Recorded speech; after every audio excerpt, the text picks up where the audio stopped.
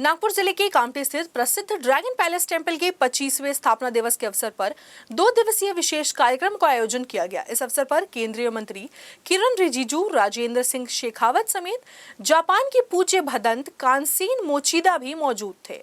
इस अवसर पर जापान के वंदनीय पूज्य भदंत कानसेन मोचीदा और भिक्षु संघ की उपस्थिति में विशेष बुद्ध वंदना और धम्म देसना का आयोजन किया गया। इस कार्यक्रम की शुरुआत ओगावा सोसाइटी के अध्यक्ष सुलेखा ताई कुंभारे ने की। स्थापना दिवस पर आयोजित इस कार्यक्रम में केंद्रीय मंत्री किरण रिजिजू, केंद्रीय सांस्कृतिक मंत्री राजेंद्र सिंह शेखावत और कई अन्य प्रमुख हस्तियां भी शामिल हुई। इस 2 दिवसीय महोत्सव में विविध धार्मिक व सांस्कृतिक कार्यक्रमों का आयोजन किया गया।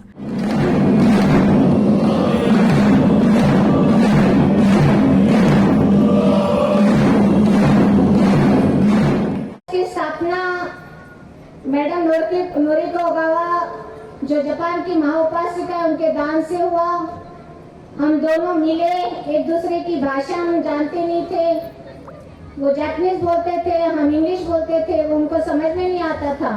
फिर भी हमारा परिचय ऐसा बना कि एक दिन उन्होंने कहा कि सुलेखा ताई, आपके पास जगह है, आप मुझे देंगे तो मैं यहाँ पर कुछ अच्छा प्रोजेक्ट खड़ा करना चाहती हूँ। और 25 साल पहले हमने ड्रैगन पैलेस टेंपल का लोकार्पण किया।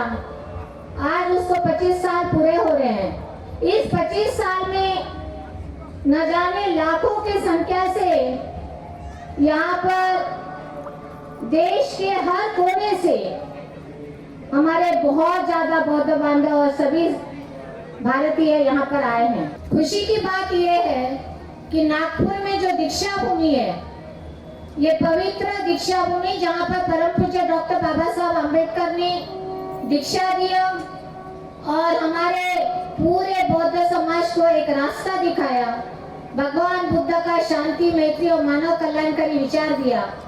उस दीक्षा भूमि के साथ ड्रैगन पैलेस का समाविष्ट ये बुद्धिस्ट टूरिस्ट सर्किट में हुआ है। ये हमारे लिए बहुत ही बड़ी बात है। अपने जीवन काल में एक इच्छा है कि जीते जी भारत में एक बार आना है और उस धरती को चूमना है जिस धरती से बौद्ध धर्म का स्थापित हुआ है।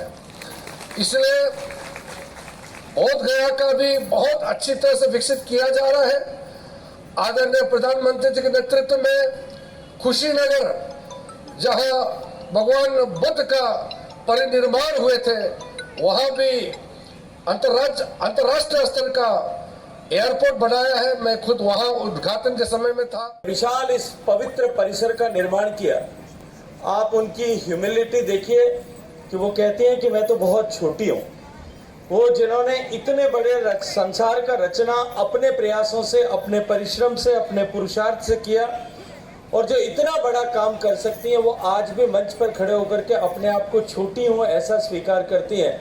मुझे लगता है कि बुद्ध दर्शन का और बौद्ध के विचार का, भगवान बुद्ध के धम्म के विचार का अगर सही अंगीकार किसी ने किया है, वो सुलेखा ताई ने किया है।